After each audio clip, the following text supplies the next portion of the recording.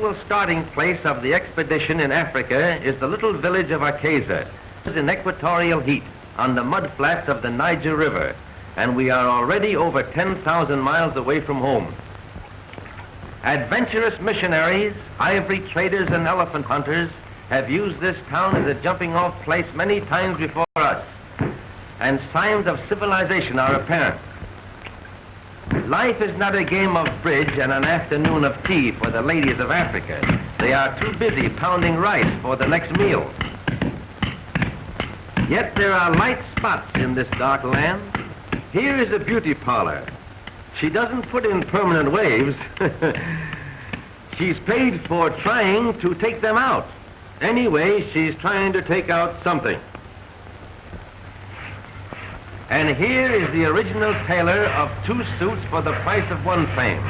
While he weaves a pair of trousers on his ancient foot-power loom, his customer in the background waits in his other suit. This little group of elephant tusks is worth over $10,000, and each pair represents the death of a 4-ton animal. Here we charter an old-time wood-burning stern-wheeler, which will carry the expedition approximately 500 miles up the Niger River. From that point, we will travel by truck, and the foot safari will carry the supplies. Hundreds of gallons of gasoline and oil for the truck must be transported and deposited at convenient points along our proposed route, in this manner or on the backs of our native quarters.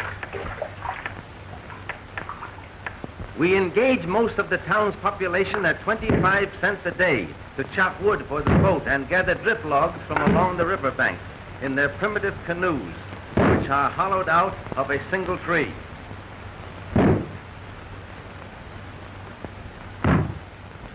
The foot safari of 200 natives are chosen from various tribes, and the immense amount of necessary supplies are divided into small loads, which they can carry on their backs far in advance of the truck and sound equipment.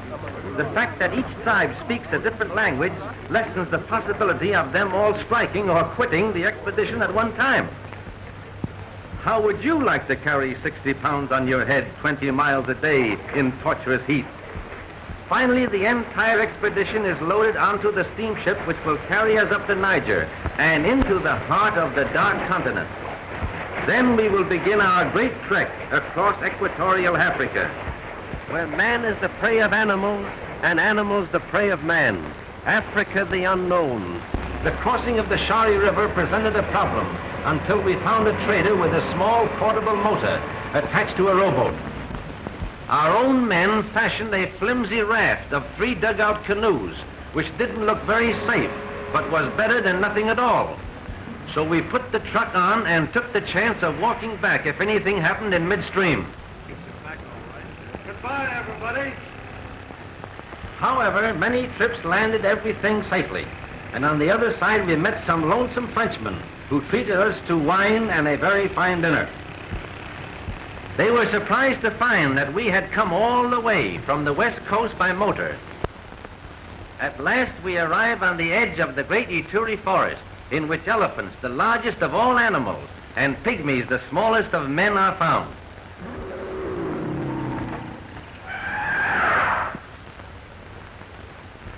The trail of the elephant is easy to follow, for they trample down everything in their way.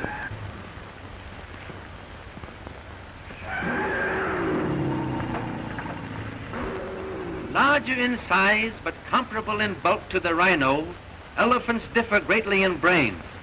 They are the wise, are the most stupid.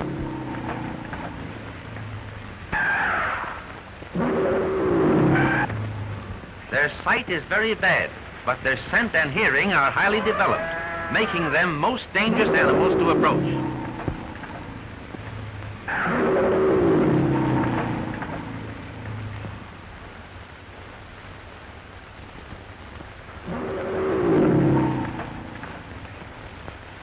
A family like this are very loyal comrades. They have been known to carry a wounded pal away from danger, supporting his immense body between them at the risk of their own lives. The African elephant, unlike his Indian namesake, has never been successfully trained for the use of man. Until recent years, ivory hunters penetrated the haunts of the elephant for centuries, killing millions of these majestic mammoths and taking away nothing but their tusks. We had been unable to find a route through the dense forest to the pygmy village, so we seized this opportunity to bribe our way with salt, which necessity of life is very difficult for them to obtain. Boy! Kuja hapa! Kuja! Kuja hapa! Here you are. They love it. Like a child loves candy. It's very scarce in the forest. Chumbi! Chumbi mingi! Kuja!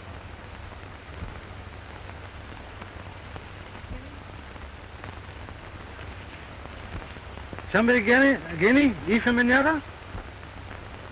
Yo! Dito! He says he'll take us to the pygmy clearing if we bring plenty of salt. We better bring plenty of water. Something tells me he's going to be plenty thirsty.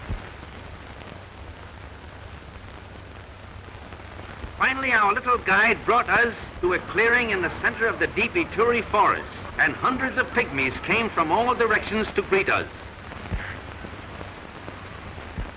The average height is a little over 4 feet, and they rarely weigh more than 75 pounds, but they are well proportioned and comparatively strong. This is the smallest tribe of people in the world. They live in clans of 20 or 30, a few miles apart, and a representative of each family receives the salt.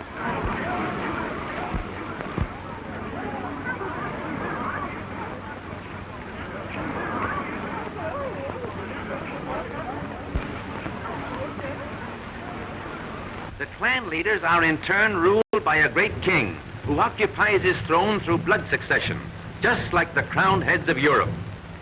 He is honoring us by coming in from the depths of his forest capital. We wanted to pay our respects to His Majesty there, but the darkness in the interior makes photography impossible, and the king graciously offered to come to us in the clearing. He is comparatively young, and both he and his subjects show character and intelligence. In this, they differ from most of the other African tribes. Besides supplying music for the dance, these great tom-toms boom out messages in a code similar to our telegraphy.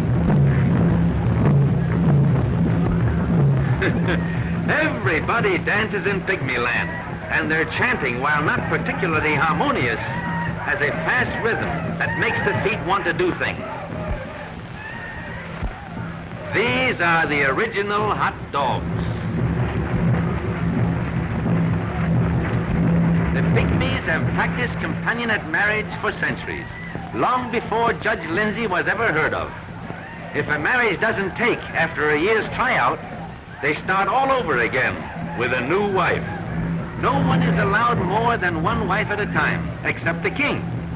He gets 2 for safety's sake, to ensure a son and future king. These are the queens. They are very modest and shy when the king is around. According to scientists who have made a study of the past history of this race, the pygmy is not really a Negro, and their faces certainly show a great similarity to nearly every other nationality in the world.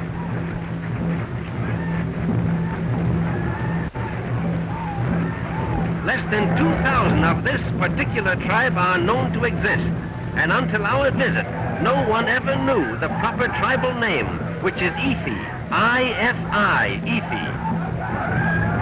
Here is an unusual fact. This peculiar style of wrestling is exactly the same as a very popular sport in Japan called rice wrestling, and here we find it in the center of Africa, 10,000 miles away. The idea of the thing is, the first one who is thrown off his feet is the loser. They make everything that they use, and the jungle furnishes them with food. Here they are constructing arrows. The shafts are made from the hearts of palm trees, which are strong, light, and durable. Look at these beautiful teeth. A dentist in Africa would have a great chance. To starve to death. They mine and smelt their own iron, which they mold into arrowheads. The big savage in the center is the official poison mixer for the whole tribe. He actually stands only 5 feet 10 inches, but the difference in height is so noticeable that he looks like a giant beside them. This man belongs to another tribe and is maintained by the pygmies for one purpose. He mixes the poison. Then they dip their arrows into it and put the blame on him for whatever they kill. Their own conscience is clear because the force of the arrow will not cause death, but the poison does. That's their way of escaping responsibility. Darn clever, these pygmies. The large mound with the little house on it in the background is a great anthill. This is where we lived while here. They shoot very accurately, but depend more on the poison than the force. By their fat tummies.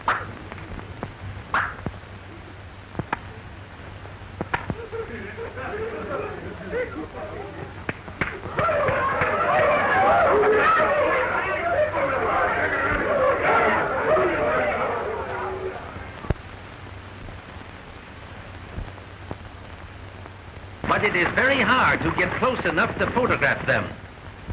Any unusual noise on the sounds of every description. A cheetah slinks off, uttering his odd bird-like call. Unusual and rare baby bat-eared foxes run for their dugout, where they huddle close together and cry plaintively in fear for their lives.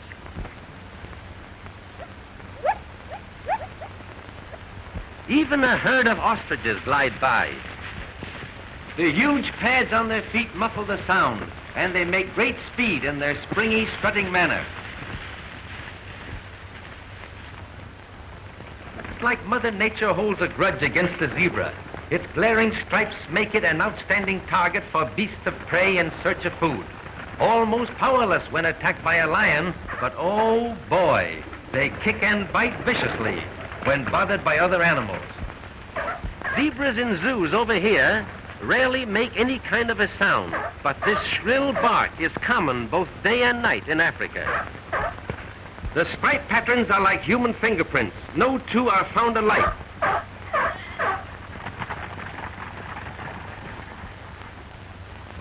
They are often found grazing in company with a herd of topi, which are similar to a large American deer.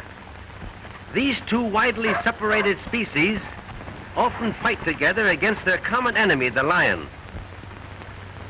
The ripples across the picture in the background are heat waves, for it is 130 in the shade, and we never found much of that. Not the least bit camera conscious, just a born actor. His relations are running out on him. I don't know whether he's calling his mother or his father, but I guess he wants his mama.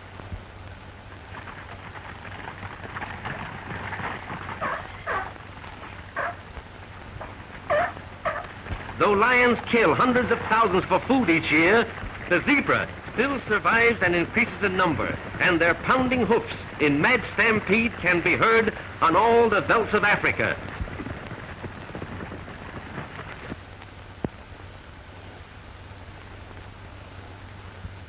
Oh, the original rubberneck. You can't get close to a giraffe without him seeing you, but their curiosity is stronger than their fear, and often they'll stand 100 yards away and gaze steadily down at you. They are natural-born reachers. They will drink every day if near water, but they can get along without it for weeks at a time, thereby making a monkey out of the camel. A full-grown giraffe is the tallest animal on the face of the earth, often standing nearly 16 feet high.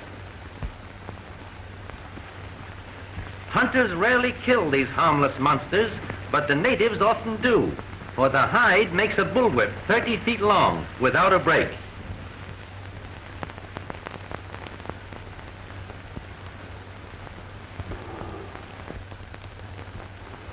Lion!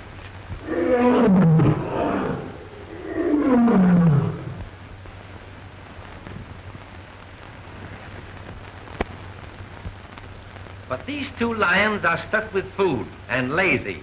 They're just looking for a shady place to snooze. But Mr. Giraffe doesn't trust them. He just remembers a very important business engagement elsewhere. For such awkward bodies, they can make great speed, sometimes traveling as fast as 40 miles an hour. Our microphone registers only the hoofbeats. For giraffes, having no vocal cords, cannot utter a sound. They're just naturally dumb. But not quite as dumb as the yokel who first saw one in a circus and said, "There ain't no such animal."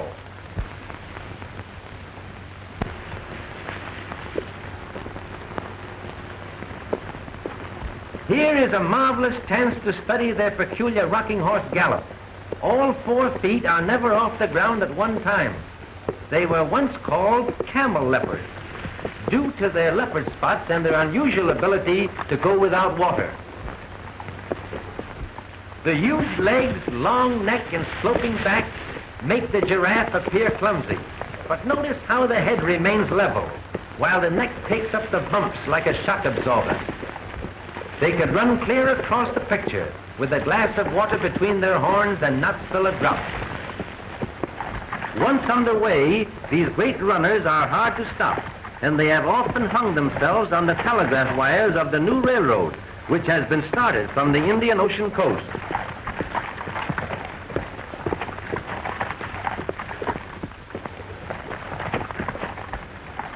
The little youngsters keep up with the old folks, even leading at times.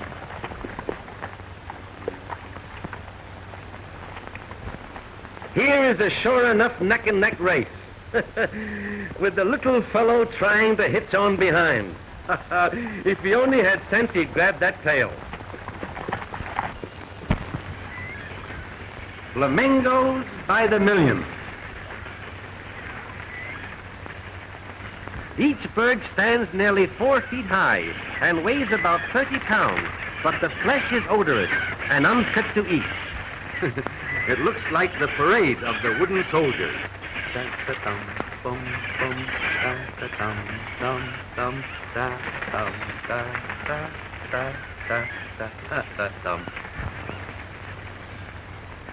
They appear to be floating, but in reality they are... It is an amazing sight to watch a flock numbering hundreds of thousands suddenly lift themselves into the air, so thick that they hide the sun. Thick is the reality of an artist's dream. A golden sun fades to a lovely pink in natural harmony with the color of the flamingo, that wing their way in vivid circles, but always within sight of the lake, which is their home in life and their grave in death. Watch the fish trying to gain the upper water so they can spawn in the place where they were born.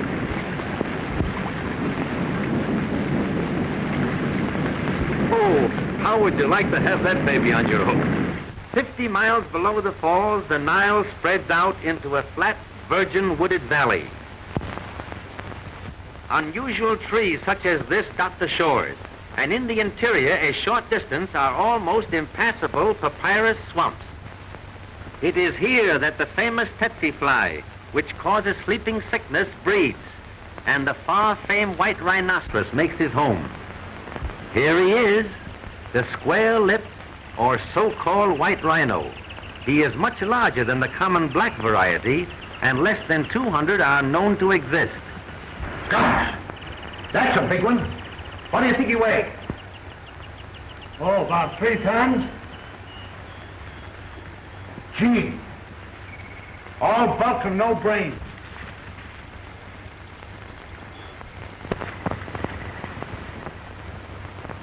Charming fellow. He'd like to make friends with you, in his own way. Thick-skinned and bad-tempered, this most weird survivor of prehistoric animals is rapidly becoming extinct. The horns are not bone, but consist of thickly compressed hair, which is valued at 3 times the price of ivory because it is shipped to China, where it is considered the greatest of all medicine cure-all. Impala, Impala, the most graceful of all the antelope family. They always travel in herds of 100 or more through a park-like country. I'll make him show some action. Be careful. Don't hit him. I won't.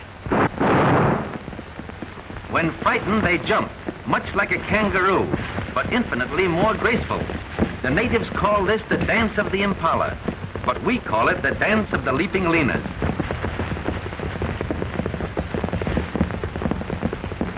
Look at that baby jump.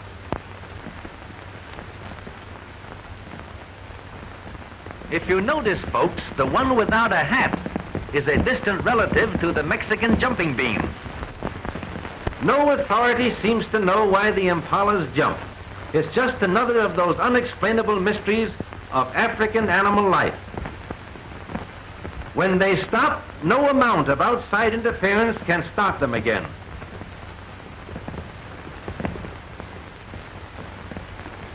Sometimes they jump backwards to keep the dust out of their eyes.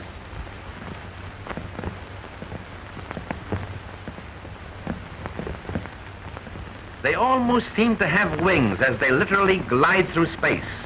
Their lithe bodies sail through the air for as much as 40 feet in a single jump, and 12 to 15 feet high, but sometimes higher in the spring.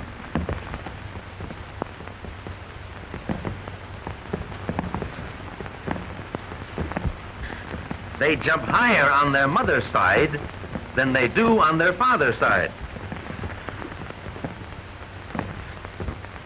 Here's a great job for a cowboy, breaking in one of these things. It's probably something they ate last night. There goes 3 of them up together. Lions eat very few impalas because the impalas keep him on the jump, and the lion goes crazy trying to catch up.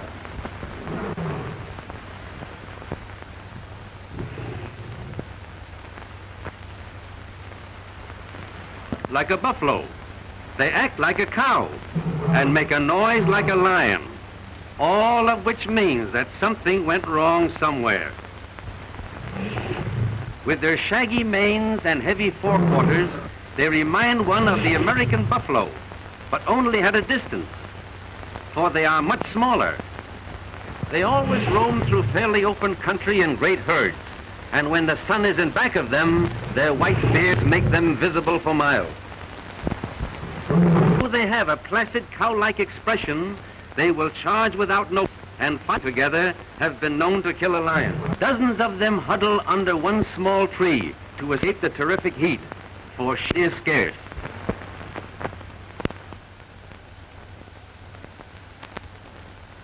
Though there are many hardships connected with an expedition of this kind, the charm of Africa lies in the ever-changing things of interest. You never know what to expect just around the corner. Paul! What is it? Look at those big grasshoppers. Grasshoppers, nothing. Those are Abyssinian locusts. The whole belt will soon be black with them. We'll have to cover everything up. Come on. Go and get that camera, quick. Charlie, you'll have to cover that truck with the cameras and tie it down tight. All right. Yango! Come on, Yango. Hurry up.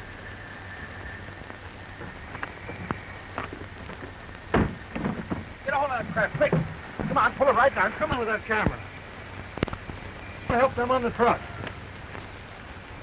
Get over there, get this rope. Go on around there, Mickey. Hurry up. You got it? Tomorrow I will bring locusts unto thy coast, and they shall eat every tree which groweth for you out of the field. This tremendous swarm is just such a visitation of locusts as Moses called down to punish the wicked Pharaoh of Egypt 3,500 years ago. They'll be on us in a minute. Let's photograph them from the inside. All right.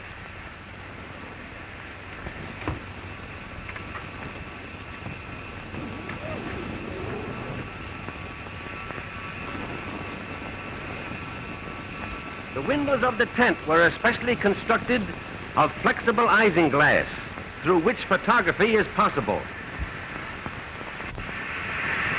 Swarms such as this have been known to be 50 miles in width and 100 miles long, and often they'll fly several hundred miles in a day. They strike terror into the hearts of man and beast, and natives in a stricken territory watch with feverish anxiety as the creatures fly overhead, praying that they will continue their flight without alighting to devour their crops and ruin their food supply. We hit the tent like hailstones. Are the boys safe? Yes, I put them in the cab of the truck. Like an enormous storm of black flakes, they cover the earth in a ravenous horde, eating every bit of grass in their path. Every animal leaves the stricken area, and hundreds die in their frantic efforts to shake off the pest.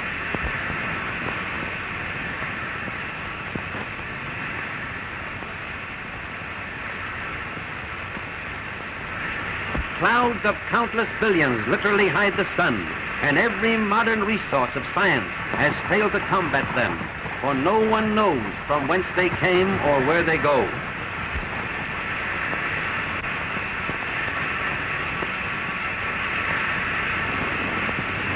Hand of a higher power, the wildebeest know by instinct that the only way to escape disaster is by taking a course at right angles to the wind, because the locusts fly with the wind. It is estimated that there are about 60,000 locusts to the square yard, and a swarm such as this covers millions and millions of square yards. Unlike the Bible plague of old, the present plague is no respecter of race, creed, or country.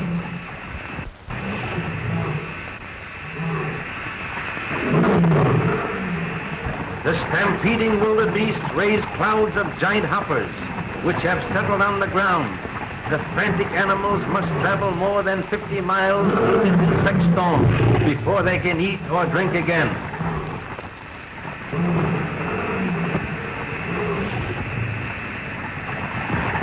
In the evening, they continue to come down from the sky in millions, settling on every bit of green vegetation in the countryside. They break strong branches of trees by the sheer weight of their countless numbers, and the ground is covered with a blanket at least 6 inches deep. All through the night, they eat every blade of grass, every leaf of the trees, and in the morning, this beautiful country is transformed into a bleak and barren desert. To our knowledge, we are the first in the history of motion pictures to record and photograph this phenomenon of nature. And Moses said, "For they covered the face of the whole earth, so that the land was darkened, and they did eat of every herb of the land, and all the fruit of the trees. And there remained not any green thing, either tree or herb of the field, through all the land." With their crops and food supply ruined overnight, whole tribes of natives have been caught in a scourge like this, to die of starvation before they can get out of the devastated area. It was our good fortune that the truck contained sufficient food to carry us out of this ravaged country to our next supply station. After many days of travel in equatorial heat, we climbed to the summit of the Banaugi Mountains. Below is the Tanganyika Valley of Lions, and here among the tribe of Maasais, the most profound tragedy of the entire trip took place. And here in the shelter of a great rock, the Maasais build their manyatta, or thorn-enclosed village, which houses the old men, women, and children of this famous cattle-raising tribe. This manyatta is completely surrounded by an 8-foot wall of thorn bushes, with the cow-dung huts of the natives just inside the thorny circle. This peculiar construction is a protection against night-prowling lions. In the evening, the entrance gate is also plugged with the thorn bushes, and the cattle are herded into the center, where they are comparatively safe through the night of marauding lions in search of food. The whole assembly is only a temporary city, for when the grass is gone from the nearby fields, the entire tribe moves to a new location. A Maasai prizes his cattle rather more than his wives, and he has about the same number head of each. Both are traded in regularly, and the prices vary according to the supply and demand. The old chief told us the average price per maiden is 1 steer, 2 cows, and a keg of honey beer. Of course, second-hand wives are quoted at cut-rate prices. He said he was a good trader and trotted out his collection of female curios to prove it. It is the duty of the Maasai women to take good care of the calves as well as the children, and the chief apologized for those of his wives who were out helping the cows. The rest of them wouldn't come out. Some of the others were nursing calves, for this duty is just as important as the care of the children. Copper and iron wire form the principal adornments of the Maasai women, and their social standing is graded by the amount possessed.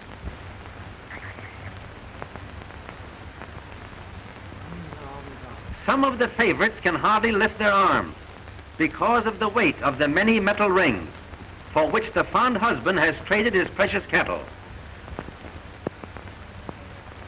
The cattle spend the night in the circle of thorns, and at daybreak they are turned loose to graze on the plain. No Maasai ever eats meat. They live entirely on an atrocious curd made from milk and blood, both of which are drawn from the cows. Even in times of starvation and drought, they die by hundreds rather than eat the meat of the cattle, which they persist in treating as ornaments. They are slightly smaller than our cattle, and each has a peculiar hump on the back like that of a camel. While his youngest son attended to the cattle, the kind old chief instructed his oldest boy, Kega, to show us around and help however he could in our purpose to secure close-up scenes of wild lions. Though thousands of lions are known to be in this grassy valley, they have learned to stay away from the cattle because a human being is always with them. Dotting the hillsides in the open, but close to the Maasai village, can be seen the huts of the Maasai El Moran or lion hunters, the most courageous and feared of all African warriors. They are the tribe policemen or protectors, and in these clusters of small huts they live like knights of old, being carried their food of milk and blood by maidens of the tribe, who also live with them in a state of free love.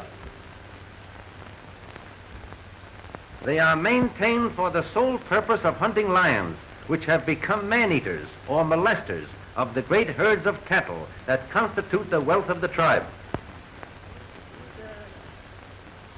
Here in this valley of lions we make a permanent camp and carefully prepare to obtain motion pictures and sound of the giant cats in their natural moods.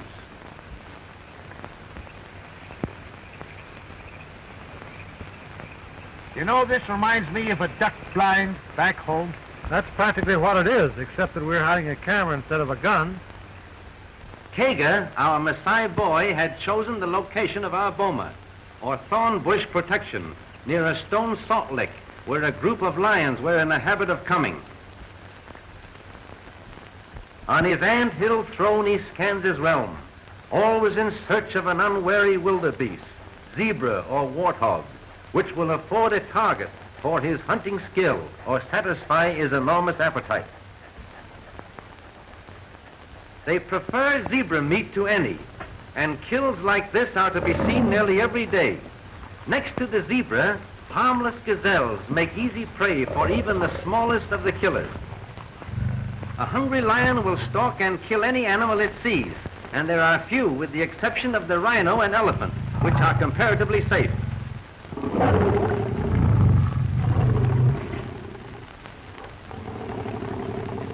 Truly the king of beasts, flesh-eating and blood-drinking, but now a picture for an artist's eye.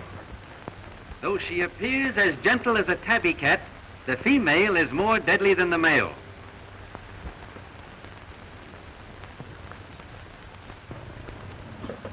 Look, she sees us. Quiet. Look out. Here is a remarkable photograph. 2 lions have made a wildebeest kill, and the herd can be seen in the background, even before they had a chance to get away. Even at that, some of the best pictures escape our camera. For instance, we saw this great female leap clean over the hedge in the background, carrying a 200-pound gazelle in her teeth. Lions are not supposed to be able to climb trees. But how would you like to be where the meat is?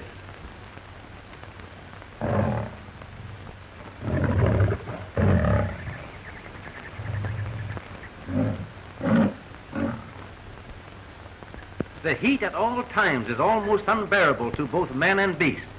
In the middle of the day, when the sun is white hot, they huddle under scraggly trees for what little shade there is.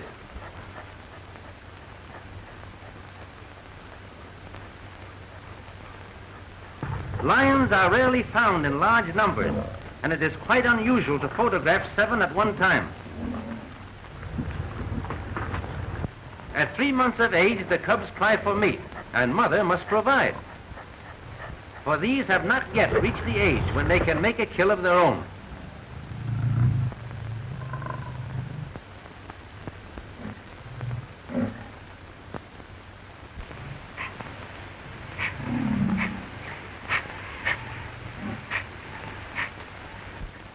While we were in the boma, the lions inspected our truck, even attempting a small attack on this unusual stranger.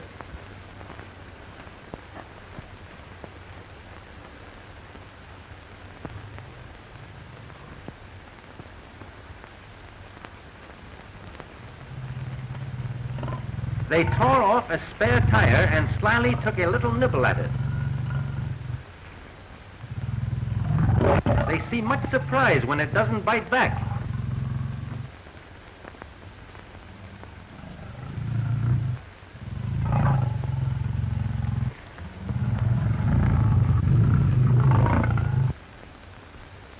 There is a widespread belief that lions live in the jungle, though the truth is just the opposite. They are always found in open grassy plains, because the lion is a meat eater, and he feeds entirely on animals, which in turn live off the virgin grass of the open country.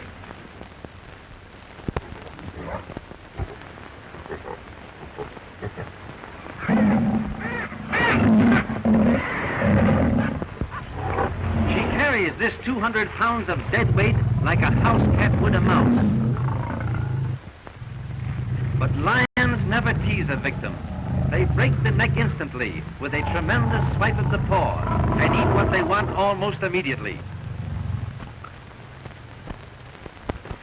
Others have caught the scent of the kill and come in uninvited to attend the banquet.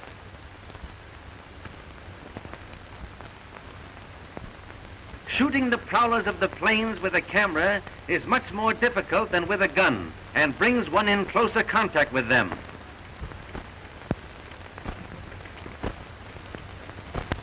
There are no place cards at this feast, but despite their noticeable lack of manners, it is a remarkable fact that they seldom quarrel over a kill, but share it amicably. So great is a lion's appetite that he must make a kill every 2 days in order to exist. The thousands of lions in this section kill hundreds of thousands of animals each year for food alone. In their natural state, active lions are seldom found with great shaggy manes, like those in a zoo, because the long hair is caught on bushes and torn by the thorn trees.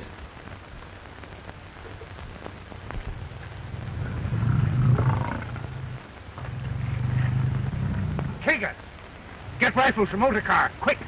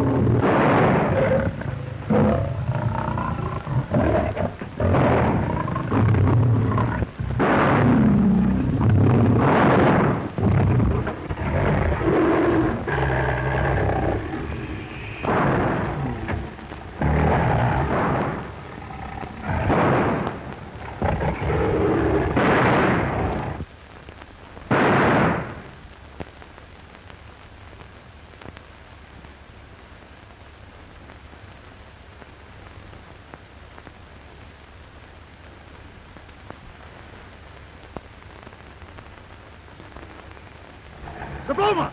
Quick!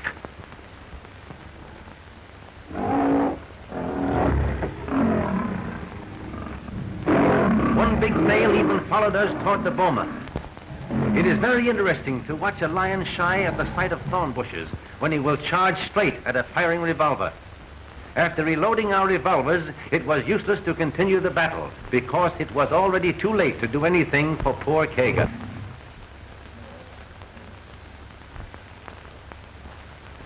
Handicapped as we were, with the rifles in the truck, we were forced to wait the rest of the afternoon for the lions to leave.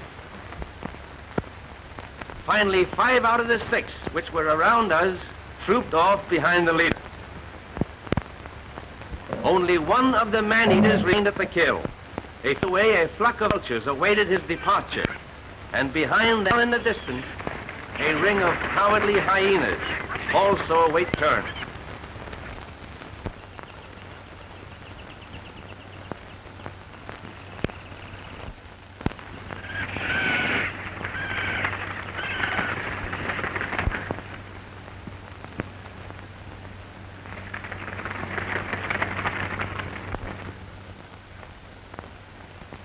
It's going to be tough to tell the poor old chief about Kaga.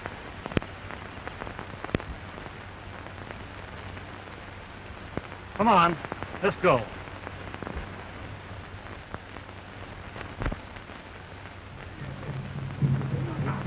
The code of savage, a for a life. The council of the elders are meeting to decide which of the younger warriors shall be sent out after the lion. They have long been accustomed to kill with the spear, lions which are man-eaters or Malay cattle.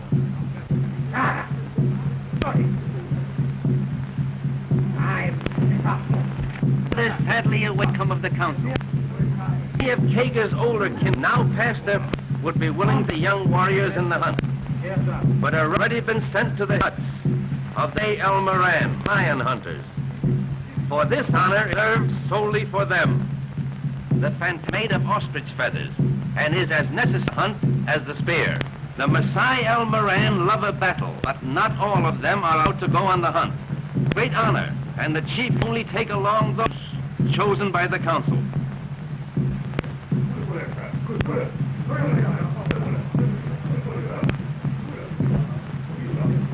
Most of the younger warriors wear headdresses made from the manes of the lion they have killed.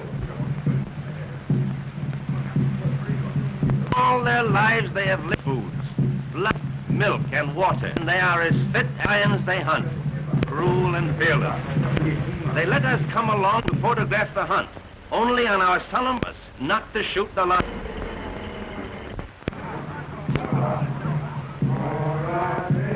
The faces, legs, and chest painted red, yellow, and white, with a substance made from the ashes of previously lions. Naked or half naked, with girdles of leopard skin, buffalo hide shields colored with bold patterns, carrying a long bladed spear. For now, master of the wild, the terror that stalks by night, this grim lord of slaughter, his doom at the hands of the only foe with him. This is the challenge.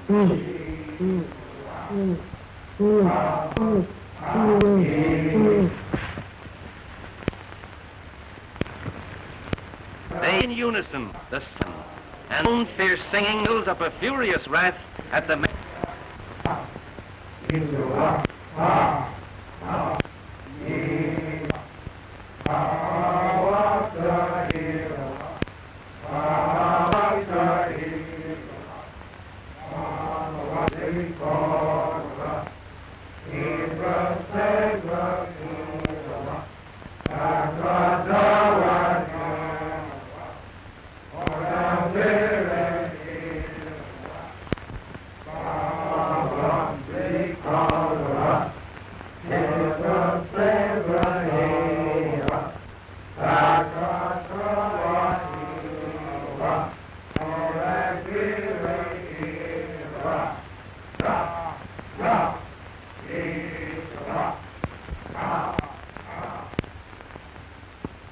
All morning the tireless Maasai warriors have advanced across the rolling grassy plains in long lines.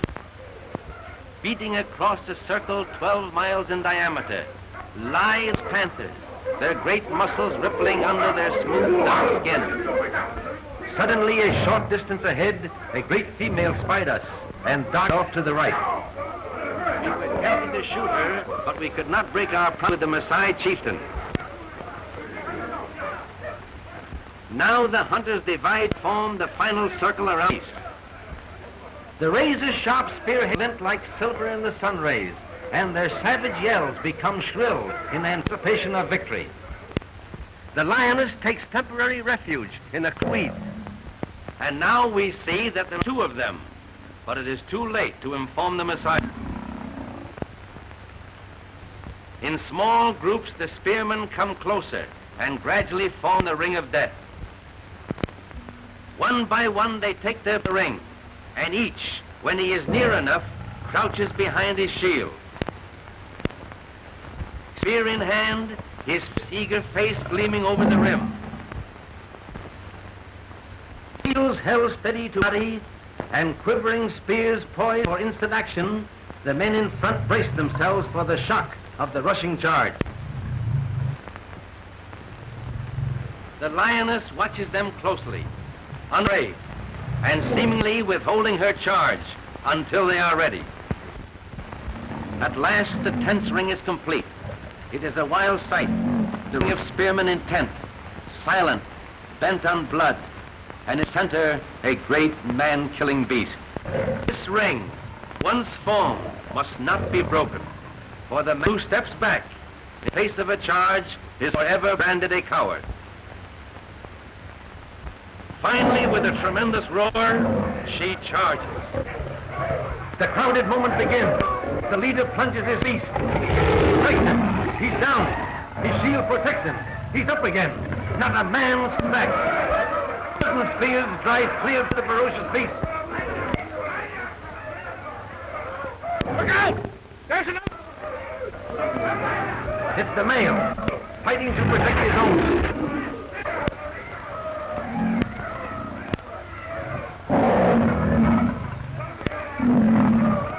Look out! He's got another one. Quick as lightning, the spears flash again. Even as he falls in death, he bites at the spear.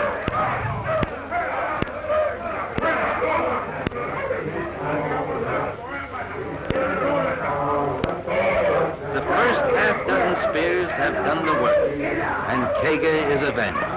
The whole thing is over in 30 seconds, but 1 second. Excited, them wild with savage, and we wondered if to us next. The chief takes away the knife, whose wild frenzy seems to be getting the best of him.